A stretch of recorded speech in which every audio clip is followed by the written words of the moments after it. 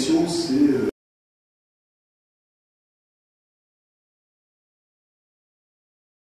le passage du social au territorial. Donc là, ça rejoint aussi ce que tu disais, quoi. Il y a des revues qui s'intitulent le territoire, instrument providentiel du social, hein, pour parler des 20-30 dernières années. Bon, on a tous une réflexion sur les questions de banlieue, qu'on appelle problème de banlieue, donc avec une connotation spatiale, sachant qu'il s'agit sans doute d'abord d'un problème social, auquel on donne des réponses spatiales, politique de la ville, par exemple. Peuvent répondre des réponses sociales, et puis ça pose aussi la question de d'où vient le problème, est-ce qu'il se pose vraiment dans la banlieue, est-ce que c'est là qu'il faut réagir, ou est-ce qu'on est dans des systèmes d'inégalité qui mettent en jeu beaucoup plus d'espace que la seule banlieue.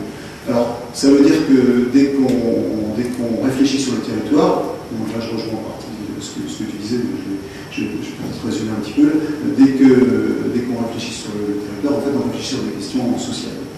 Alors j'ai trois éléments là pour repérer la dérive entre guillemets du social vers le territorial. Deux, alors le premier c'est dans les discours dominants, je vais dire ça comme ça. Le deuxième c'est dans les accompagnements politiques et le troisième c'est sur les questions d'emploi. Je ne l'ai pas très bien exprimé, je vais essayer d'être plus clair dans la suite. Donc, premier point, on a fait une étude aussi sur les discours dominants présents dans le bassin de Longwy, et depuis la fin des années 70 jusqu'à aujourd'hui, et on s'aperçoit que le territoire il remplace petit à petit le social. Donc ça c'est presque quelque chose d'introductif, mais enfin c'est pas tout à fait indifférent, parce que le discours dominant sur un territoire, c'est celui dans lequel on baigne, qui a une influence plus ou moins forte sur tous, même s'il n'est pas partagé par tous. C'est aussi tenir le discours dominant pour une collectivité, c'est aussi un enjeu de pouvoir, c'est le pouvoir de dire à la collectivité d'où elle vient, ce qu'elle est et où elle doit aller. Alors, pour aller vite, dans la fin des années 70, le discours dominant, c'est le discours paternaliste qui s'oppose à un discours de classe pour le bassin de Longwy. Donc, dans le discours paternaliste, on est tenu par exemple à l'occasion des remises de médailles du travail, on s'adresse à la communauté et on explique qu'ensemble on a résolu, c'est le patron qui parle, ensemble on a résolu vraiment des situations difficiles. Aujourd'hui, il y a toujours un problème défini par le patron et si on le résout tous ensemble, demain tout ira mieux pour des générations et des générations. Bon, à ce discours, donc c'est un discours qui permet à l'entreprise de tenir sa place, de devenir une place déterminante dans la définition du territoire. D'ailleurs, les cérémonies se déroulent hors de l'entreprise, souvent dans les salles de sport, dans les cinémas, pour montrer que l'entreprise a la capacité de tenir le discours de la collectivité dans les lieux de la collectivité. Mais ce discours-là s'oppose à un discours de classe relativement fort. Le discours paternaliste va petit à petit disparaître au fur et à mesure des fermetures d'usines. Il va se rétrécir, la capacité à déterminer le temps, par exemple, avant, aujourd'hui, après, va se réduire parfois à quelques jours. Ce matin, les gars, on a bien travaillé, si on fait pareil cet après-midi, peut-être que ce ne sera pas fermé demain, enfin, je caricature un peu, et les temps vont un petit peu se mélanger. Ça va se terminer par exemple, une parole d'un directeur d'entreprise non-goulicien, c'est-à-dire sidérurgique, qui a dit au syndicat, oui, a bien travaillé. Donc on est à la fois dans la définition spatiale et la définition sociale. Alors ce discours-là, quand les usines sont fermées, va faire place à un discours du maintien, c'est-à-dire les syndicats sont maintenant l'acteur dominant, ils se battent contre les fermetures d'usines, le discours de classe domine, et en même temps c'est un discours de classe qui se territorialise aussi, quoi. La sidérurgie, c'est la vie à Longwy. C'est une réalité, mais c'est aussi, voilà, on est à mi-chemin entre les deux registres. Et puis petit à petit, ça va être la lutte, c'est la vie à Longwy, donc c'est plus uniquement la production, mais la lutte qui va être significative. Et donc il y a une évolution aussi du discours de classe. Et à partir du milieu des années 80, il y a un troisième discours, après le discours paternaliste, c'est le discours du maintien qui va dominer, c'est celui qui est tenu par les organismes chargés de la reconversion. Et là, ça va être donc un un discours qu'on peut appeler de transition, qui va recréer une séquence progressivement entre passé, présent et avenir. Le passé, ce sera une prise à chaud qu'on a en partie résolue. Le présent, c'est qu'elle n'est qu'en partie résolue. Et l'avenir, c'est vers où il faut aller, il faut continuer à aller pour pouvoir la résoudre. Et ce discours-là va permettre d'exercer un droit d'inventaire sur ce qui va définir la collectivité, car on s'adresse plus à une communauté mais à une collectivité. Et en négatif, il y aura toute une image de la sidérurgie qui va être mise en œuvre, et en positif, tout ce vers quoi il faudrait aller, qui s'oppose à cette image négative de la sidérurgie. Alors ça rejoint un peu c'est local, mais c'est pas seulement local. C'est-à-dire que la sidérurgie, c'est l'enclavement, l'envie, c'est la grisaille, c'est l'absence de formation, c'est l'industrie quand le tertiaire est à la mode, c'est la grosse entreprise avec ses dérives bureaucratiques quand la petite entreprise libère l'initiative et l'innovation.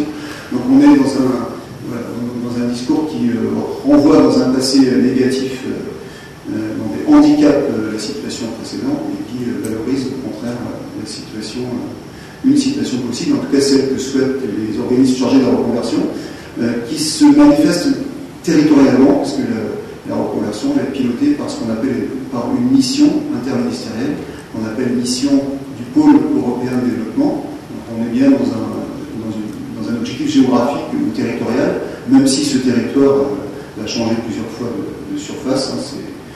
Au début, c'était 20 km autour du point des trois frontières de France, la Belgique et le Luxembourg, donc c'est vraiment un cercle. Donc on n'est pas dans l'inscription sociale, économique des problèmes, mais ça pourrait être aussi les communes marquées par la fin de la sidérurgie, ou les territoires sur lesquels pourront s'implanter les industries qui veulent se développer, ou après il y aurait l'agglomération transfrontalière. Aujourd'hui on parle d'aire urbaine. En tout cas, les territoires évoluent au fur et à mesure des discours, mais le discours est plutôt territorial. Si on parle d'emploi, c'est parce qu'on souhaite créer 5 ou 8 000 emplois, mais c'est un emploi qui est détaché, qui n'est pas relié au nombre d'emplois perdus, qui ne dit rien sur les conditions dans lesquelles il doit s'effectuer. On ne sait pas de quels emplois il s'agit, des emplois précaires, pas précaires, ou dans quel domaine.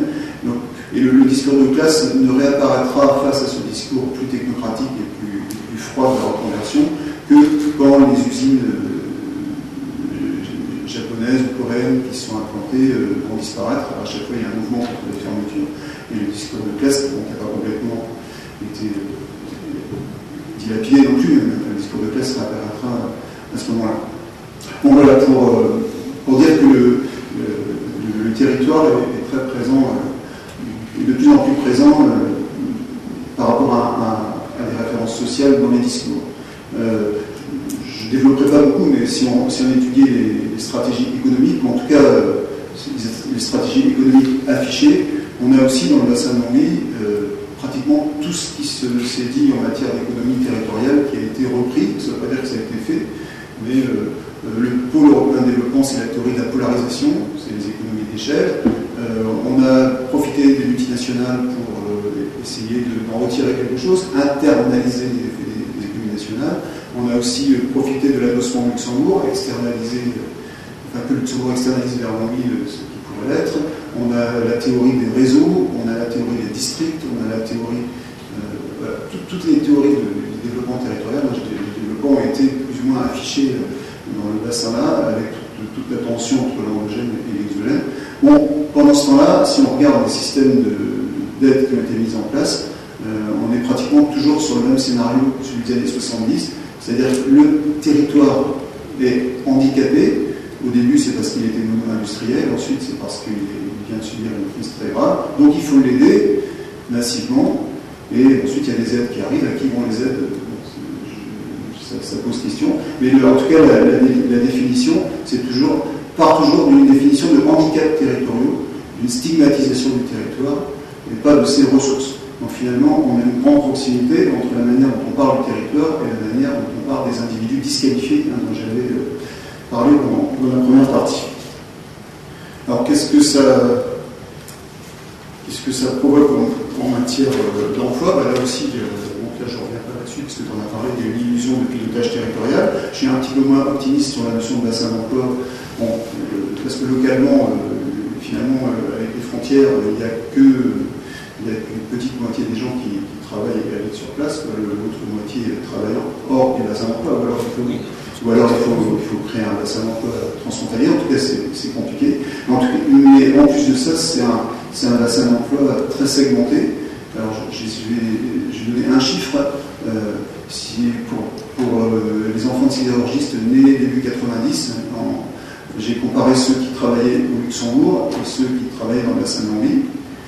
Alors, pour ceux qui travaillaient au Luxembourg, 19% d'entre eux étaient passés par des stages d'insertion, au sens large.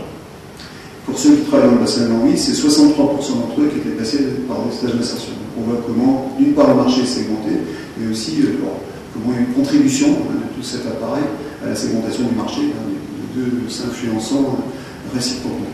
Donc je terminerai cette partie-là en disant qu'entre le territoire et les rapports sociaux, il y a pourtant des liens bien évidents, même si on parle du territoire de façon de plus en plus indépendante des rapports sociaux. Je pense que ce sont les rapports sociaux qui constituent le territoire, qui en échange leur donnent une identité. Mais c'est compliqué de réfléchir en termes de territoire et en termes de classe. Alors c'est compliqué pour deux raisons. D'abord parce que si on parle d'identité territoriale, on a l'impression que c'est quelque chose qui réunit tout le monde. Voilà. Donc au-delà des divisions sociales, au-delà des effets de classe, quand on parle de territoire, et puis là, dans l'autre sens, s'il y a une identité d'habitants qui s'ajoute à une identité de professionnels, une identité de salariés, etc., ça contribue à multiplier les identités. Et la question qui se pose, c'est est-ce qu'elle est l'identité déterminante ? Et donc, c'est pas toujours très facile de raisonner en termes de lien entre territoire et classe. Souvent, on lit des écrits qui disent que le territoire permet des identités alternatives à celles de salariés, par exemple citoyens. Dans ce que j'ai montré, je ne suis pas sûr que l'une compense l'autre, mais que l'ensemble se cumule. Voilà pour la deuxième partie.